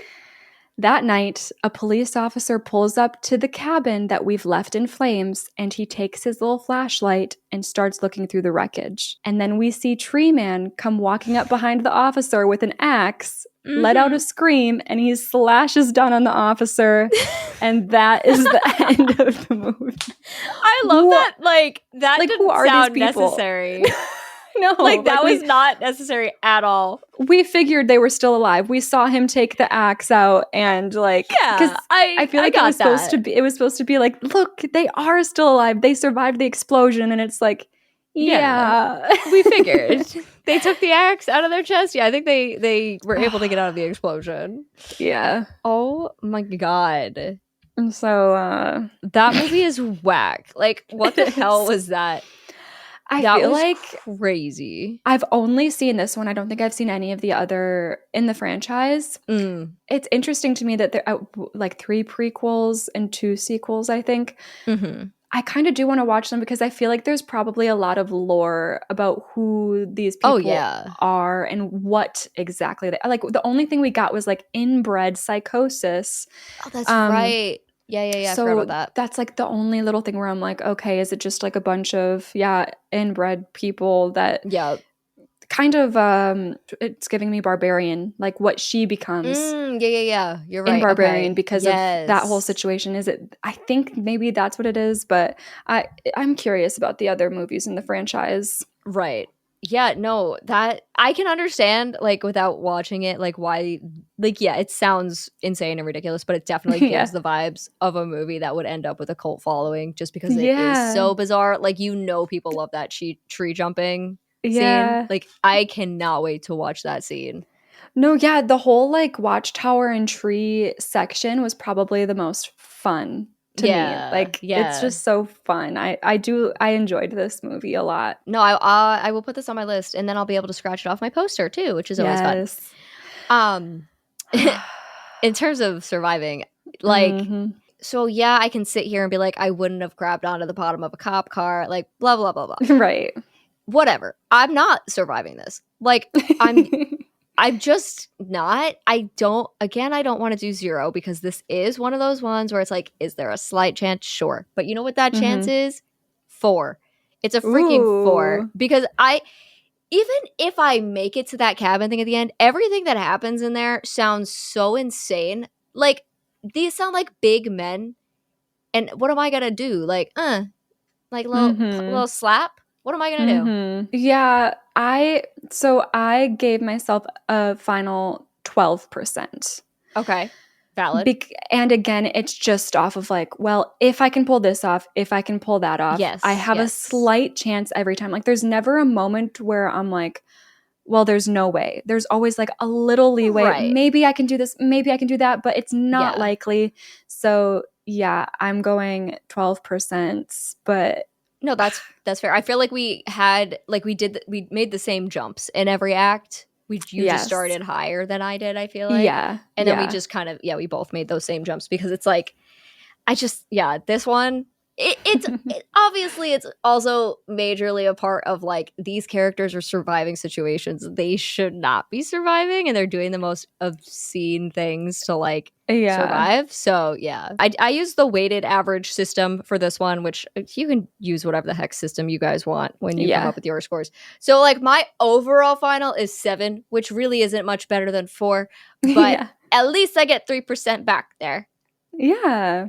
And I'm giving myself like a 12 overall, like as my final official score. Probably because I dropped so low in this final act. And then I'm like skating by in like I was in like the 20s and teens in the beginning, you know, so I'm not doing well. So I feel good about my official being 12%. So that means Caitlin and I's combined average for this one, our final survivability score, is a 10%. Damn.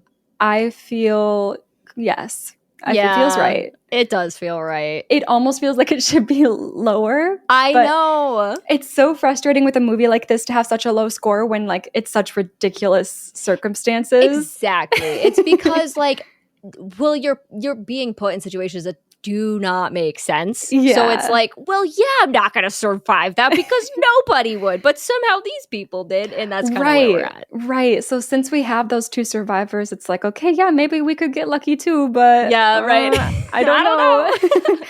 So 10% feels right. But make sure that you guys follow us on Instagram at I'd Survive Podcast. And over there, you can also get all the links to everywhere else you can find us. We have a link to our Discord. And over on Discord, every week we post a community survivability score. So please submit your score over there and let us know, would you survive?